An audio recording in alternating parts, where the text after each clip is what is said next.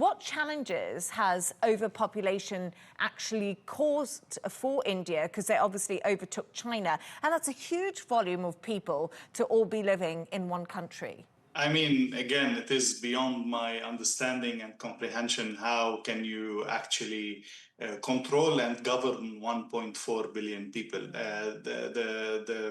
It's both admiration to the governing system in India, especially that it runs as a democracy, not as a dictatorship, but also a question mark about how specific can your policies be? How can you make public policies, as Catalina was saying, based on data, but not have counter effects? Because we know every policy have some people who benefit from it and some have other people who don't benefit from it.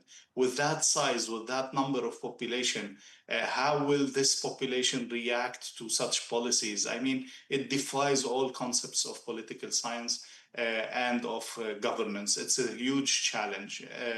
Simply, if you want to think about, unemployment, if you want to think about social services, if you want to think about the fertility, all of these issues and how the people, the huge number of people with traditional mentalities, some beliefs, some social class systems, and so on, with also a huge diversity in ethnicities and cultures and religions and so on. How will all of this adapt and work with the government decisions? This is the main challenge.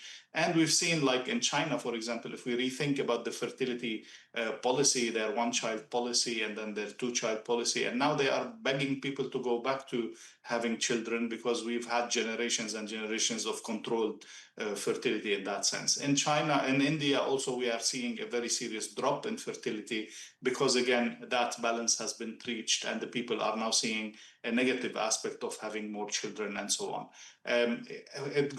This is for fertility, but it goes also on every different aspect of politics or of governing in that sense. So it's a huge challenge, and that's why having President Modi there for different periods of time, he has gotten to a stage where he knows how to handle this huge governing task, and this allowed him to win several elections consecutively.